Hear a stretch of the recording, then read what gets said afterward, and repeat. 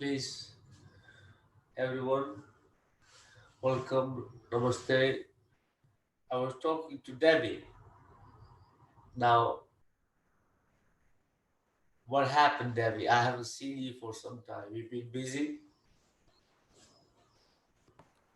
So I work nights, so it's all depends how tired I am in the morning. It's been busy. Okay, cool. That didn't work.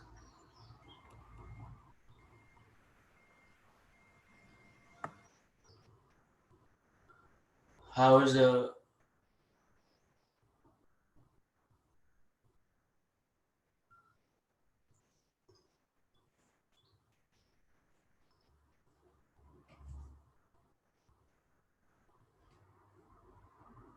Kishore Bhai? How are you doing?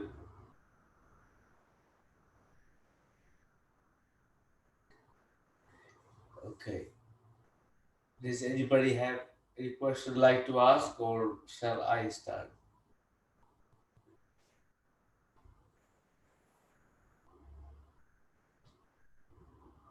Debbie,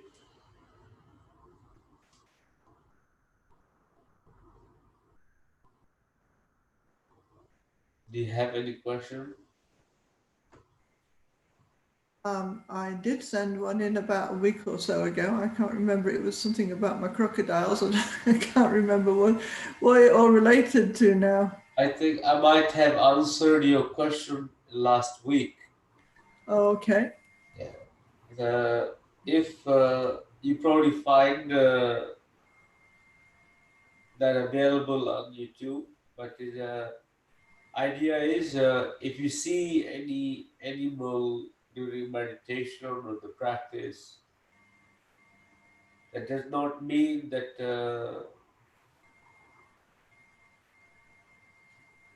it is something you have to be very concerned of. Just need to be develop the qualities of crocodile. Or try to find a way that your subconscious or unconscious mind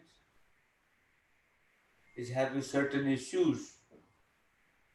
Is the meditation actually brings the emotions or samskaras that are underlain in our consciousness, or something we actually have either experienced in this lifetime, or have heard, or have some fear about from previous lifetimes.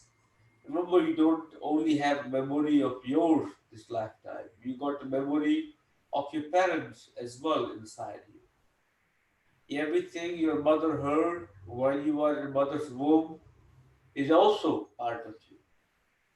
Everything your mother did during while she was pregnant is also part of you.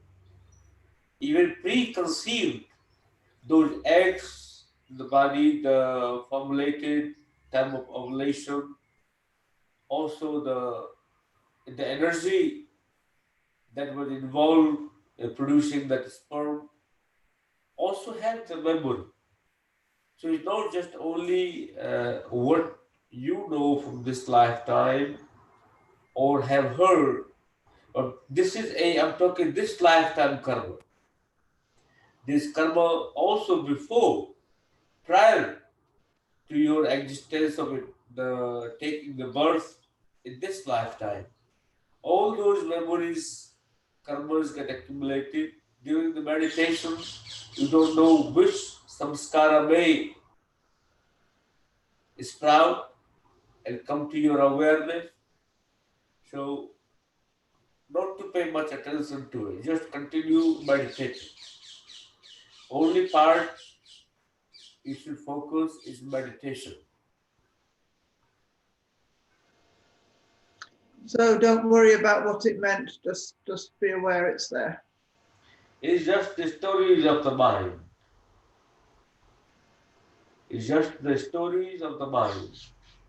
The mind will create a story after story, story after story, which we call it in yoga. Even the siddhis people attain, in yoga or meditation, I don't even recommend people to chase the siddhis and powers Mm. that you attain through meditation or you attain through yoga practices. If your aim is just all about attaining those powers, accumulate them, and play with them, means basically you are start you're working for reward. Like you get paid materially, you getting spiritually rich. You still have attachment and identification to it. So purpose of yoga is not just to create identity, but reach to the state of non-duality, reach to the state of the Param Satya, means absolute truth, or a universal intelligence, you can call it, or the Buddha. Try to transcend your awareness to the point where is no uh, the accumulation part. There is no individual identity left. So you can continue working for individual identity and keep claiming it, keep making that identity rich as much as you can, but you may never reach to the Param Tattva, means the essence of your inner self. That will always be identified by the either with the power that you gained or power you created. So I wouldn't really recommend you to entertain anything that comes in meditation. Just continue meditating. I have noticed as well in the last few weeks as well, I've been having a lot of emotional baggage coming up at night, a lot of dreams, a lot of waking up with kind of lots of different emotions. That's just a It can be disturbance from the the meditation, isn't it? emotional baggage is the same as a memory in this lifetime. Mm. Just continue meditating every day, practice. And just live with it. That's the Yeah. only way it can be held. Not by analyzing, making some ideas out of it, and try to do the past life regressions. All those things may help to certain capacity, but not the full. Only way to you can give a idea to a mind, or you don't give idea to a mind. Just let your mind to be the mind. You just observe it. Cool. Okay, got it. Thank you. You're welcome. And anybody else have any question from the group on the Zoom or YouTube?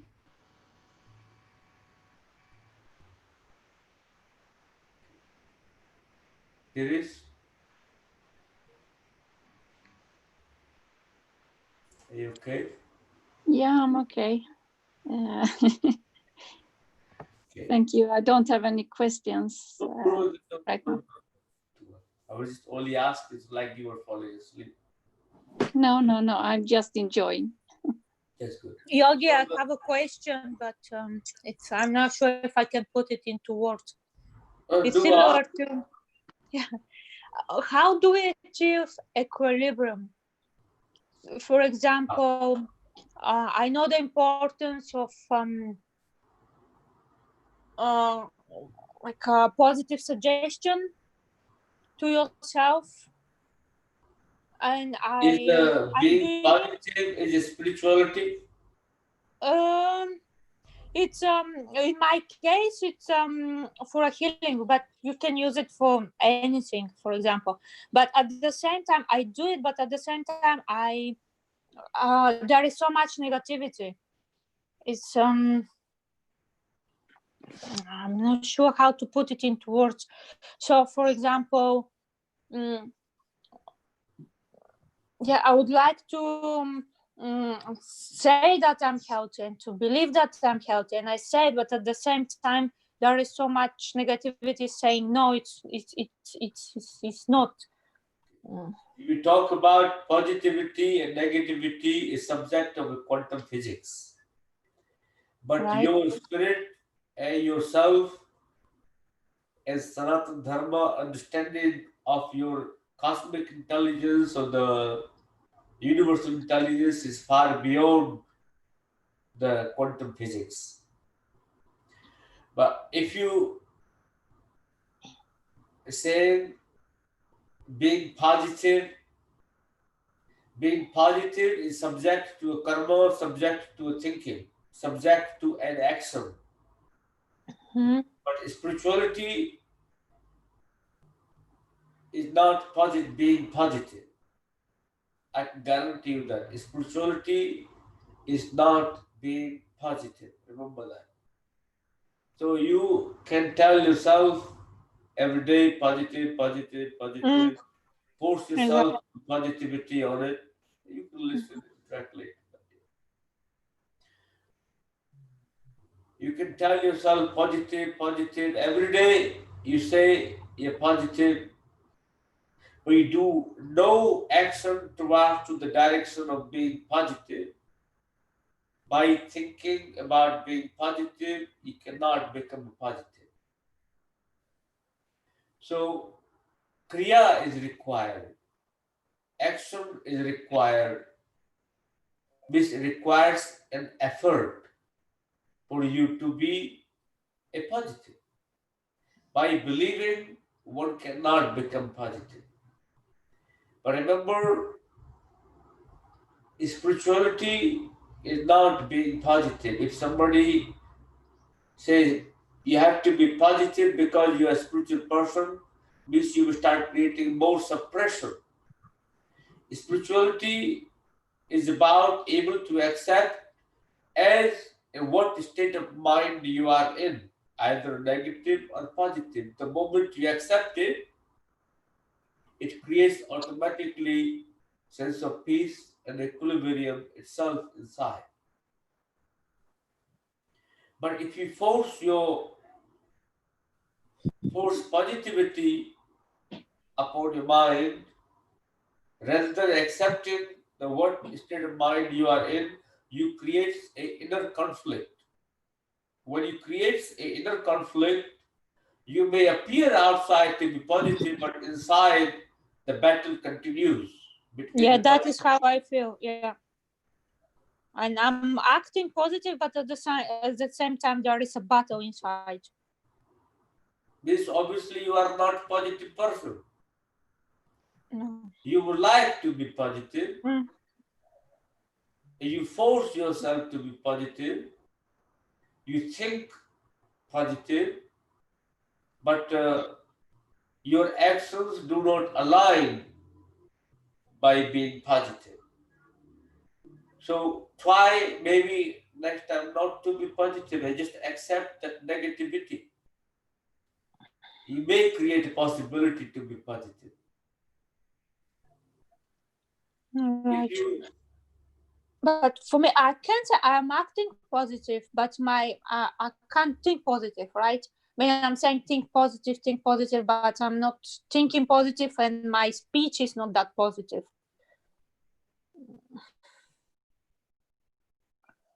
Yeah.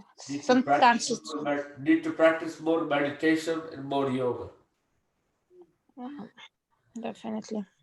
Try to relax as much as you can. Whenever the negativity comes out, that time don't say I am positive. Say I am negative. Negative makes positive anyway. If you fight with the negativity, it's not about being negative. It's anything wrong, but acting upon being negative, that's where it becomes problem. You have the negative thought comes to you, don't buy into it, but don't suppress it either. You acknowledge it, yes, there is a negative thought, but don't try to change it to a positive. You accept it is negative. That very moment, I am feeling very negative. The moment you accept that, the negativity will disappear. You may become positive. But you have a thought negative at the time or thinking negative at the time, you come to know it and you try to push it, some positive attribution to it, That does not work. So now you have two of them, negative and positive, and they don't really like each other inside you because none of them is truth. What truth was, you suppressed it, and what is not the truth, you start living. So again, it becomes a negative for you. So whenever you feel negative, in that very moment, say, okay, I am pure negative at that very moment. The self-acceptance is spirituality, not by being positive is spirituality. Right now, I might be making you frustrated. Don't try to become positive. You say, I am feeling frustrated. Accept that. You may create a possibility of being positive. Be positive, don't think positive. Thinking is a very objective. When you become positive, you don't need to think positive. As long as you're thinking all the time to be positive, thinking positive, it's not real positive. You're just creating the ideology of being positive. Deep down, you're still a negative person. The way you become positive being, that's when the real positivity starts inside. You don't need to think. You are. So again, I say the spirituality is not about thinking positive. It's not about a trying to suppress your emotions. It's about accepting your emotions, understanding your emotions, making becoming one with your emotions. Emotions means it is your energy trapped by some idea, trapped by your reaction. If you don't react to it, energy remains, idea disappear. So you grow to either next step or next level of awareness within yourself. So creating the equilibrium is try to spend some time in a neutral state of mind. We all live happy and happy, we change between those 2 points.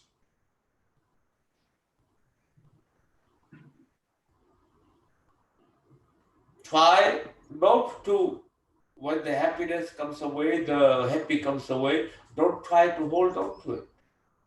When unhappiness comes away, don't fight with it. Try to create a neutral state of relationship where you can develop the neutrality, the neutral awareness towards your emotions.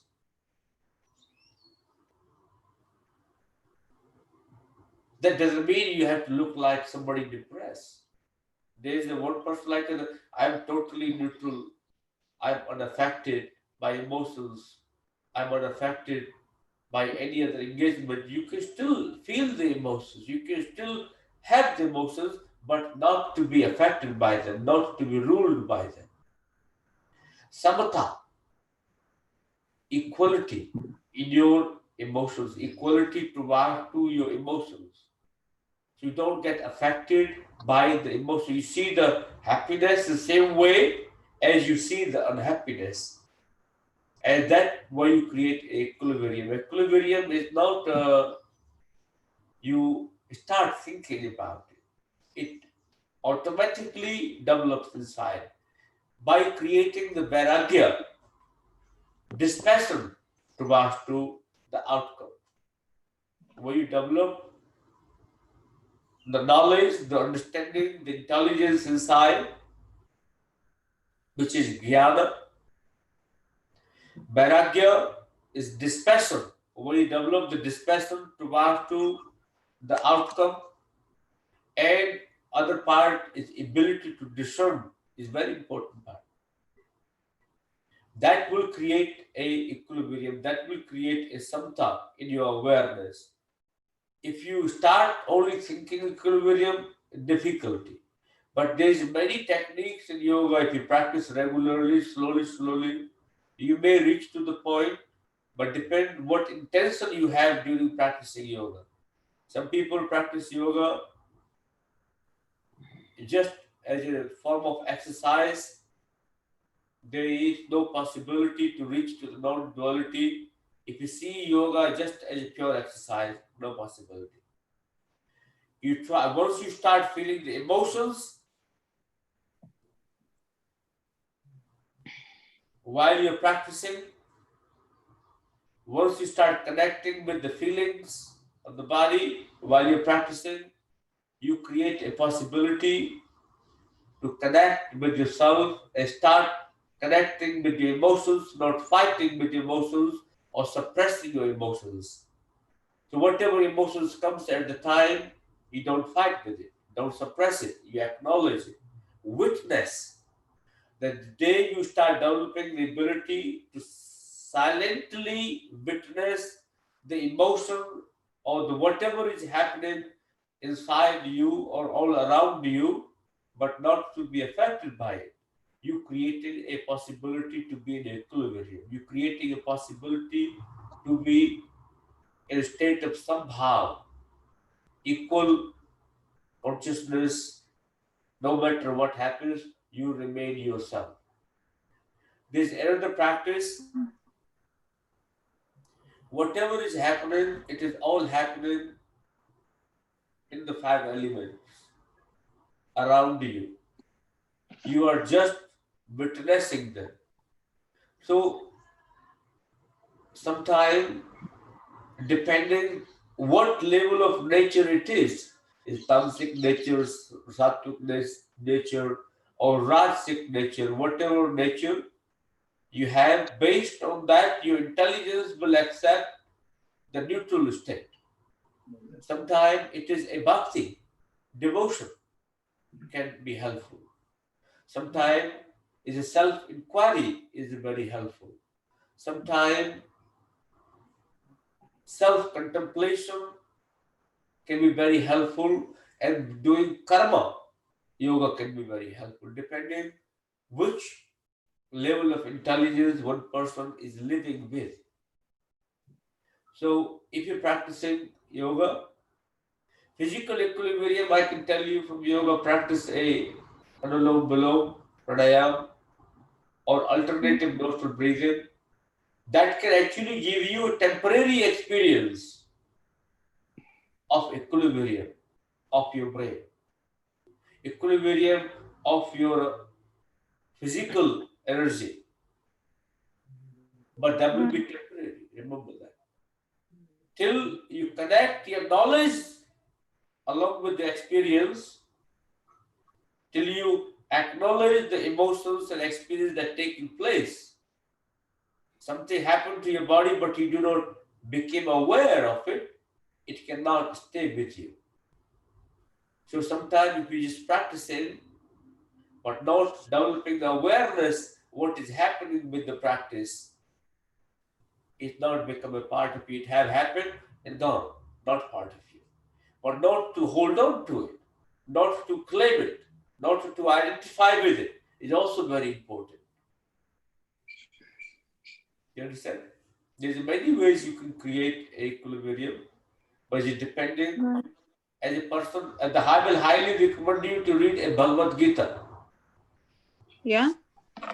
I will highly recommend you to read a Bhagavad Gita. You may read 10 times, you may understand 5%. So don't think that you read Bhagavad Gita one time and you understood everything. Your mind may think about it. Okay, Read. interesting. What is it about? Is it something like the Bible, Bhagavad Gita? It is far beyond the Bible, my dear. Bible have different stories. It's not just Bible. Bible try to convert you. The Bhagavad Gita don't try to convert you. Bhagavad Gita say, be as it is what you are, just surrender. It's just that put samarpan to your action what you are doing. One part. Second part is teaches you about understanding of the cosmic creation. So I will highly recommend you to do study of Bhagavad Gita, and you may never understand it in one time. You may have to read it 10 times before you understand 5%, 10% of it. And you read forward and read backward. Read forward and read backward. It will depend how your mind works. Sometimes people understand things from back end, you know. Thank you, Yogi. So that may be very helpful for you to create a little understanding. If you needed one, I might have some of them. I can pass it to you if you want it. Yeah, Yeah, I have, thank you. But yeah, I'll get one. Yeah, thank you. it's okay Appreciate to it. get one. I have plenty in my studio. I can pass one for you if you come next. If you just post the address, I might send somebody post it to you. Thank you, And Yogi. you take the small one, then you take the big one, then you take the big one. There's the different stages of it. So Bhagavad Gita is very essential, and I will recommend to almost everyone to actually read it one time. If you don't like it, there's nothing to lose. The seat as you read is some novel, you know. And but you should read it at least 5 to 6 times before you actually can understand the message inside. So, but don't something whatever aligns with you in the first reading, accept it. Rest, forget about it. Don't put a pressure on your head unnecessarily. Second time you read it, you may understand a little bit more. Accept it. Third time you read a bit more, you understand a bit more better. So as you progressively read, not just only read it, but try to implement it. Bhagavad Gita reading, you create a mental burden. Intellectual information can also become a burden for you. Once you have read it, try to implement that in the life. Try to implement that in your actions. Try to implement that in your behavior. Try to implement that in your day-to-day activity. So this one book is recommended for you. Second one is keep practicing Pranakriya Yoga. Keep coming to the Himalayan Yoga practices and meditation. Remember, when you come to Atma Kriya meditation practices, there is no uh, outcome projected for you. You are left in your own space. So you are connecting with our level of awareness inside. That will grow as time comes. So keep practicing, and hopefully one day you may experience equilibrium. And don't try to force the positivity on you. You're talking about equilibrium, but you want to be positive. It's not subjective equilibrium.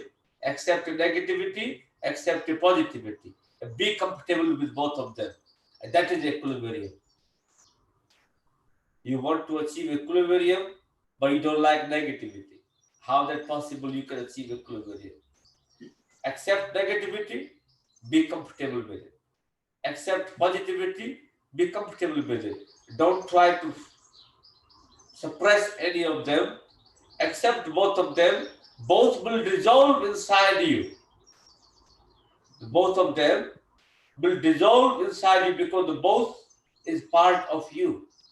They are not part from you. They are part of you. When something is part of you, you deny one part, accept only one part, and you want to feel whole. Not possible. One will dominate. You cannot be able to achieve equilibrium either because use one energy essence is dominating, and you are also want that essence to dominate. So, Thank you, Yogi. okay. I Yeah. hope that might be helpful for you to create. Anybody have a equilibrium concept? When you get any emotion, don't suppress it. Accept it. Let it. You are known as a abundance. If you feel that you are abundance, abundance means everything is part of you. Everything is you. But if you only believe the certain part, positivity is me, negativity is not me, means you are limited. You are not abundance. Forget about being abundance. No, but I'm asking because sometimes I'm scared of my negativity. You are negative because you want to be positive. Right. That's why you are negative, my dear. Your negativity is created because you suppress it more. Remember, I give you an example of it. There's something you fear, and you put a wall against it because you don't want to see it. You don't want to see it again. So what it does, actually, you put yourself into a prison. All you will see the negativity because you know behind this wall is negativity. You constantly thinking about it because you're making a wall of positivity because you have to make the wall of positivity to every time you look at the wall of positivity, you know other side is the negativity. So actually you are not connected with the positivity at all. You are living in the fear of negativity. That's right. So again, I will say, don't try to be positive. Don't think positive. Be positive. Don't try to suppress the negativity. Accept your negativity. So replacement therapies never work. Transformation may work. Okay. Anybody else have any other question like to ask? I think one question taken a 45 minutes. So next part is important part to if you suppress any emotion inside you, it's going to create a fungus inside you. It's going to create a dead energy. Dead energy, that's where the dark circles comes up. You know what I'm talking about. The area where you have no access to in your consciousness, also in your body. Means there is no flow of prana, there is no flow of energy. Sometimes may lead to a physical health concerns. So one request, do not suppress your emotions on the name of spirituality. Do not suppress your emotions, name of being positive. Whoever created that idea that you have to be positive is actually probably in the business of pharmaceutical or knows the power, how much effect mentally it traumatizes people, might be a psychiatrist. So I will not really recommend anyone to suppress your negativity, but accept your negativity. Don't try to be positive. Don't think positive. Be positive. In your every action, what you're doing, when you become mindful of your action you do, you automatically living your truth. You are living with yourself. Whenever you are not with yourself, you can be possibly negative, you can be possibly positive, but not the truth. But when you start living with yourself, absolutely 100% honest with your emotions, why do you need to think about being positive when you are living your truth? Your positivity of somebody else's idea may not match with you. But again, question comes along. Do you know yourself? what your real essence is. That can be discovered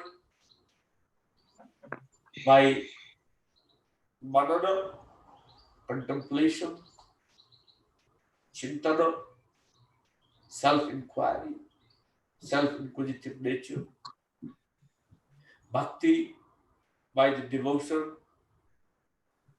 yoga practicing with the awareness through the meditation, dhyana. So all those practices are there as a tool to help you to discover your inner truth, to create a inner balance, to connect you with your inner intelligence so you can grow into a cosmic intelligence or collective intelligence. Okay. Thank you very much, everyone. I hope you enjoyed our conversation. Thank you and namaste, everyone. Thank you, Yogi. Namaste.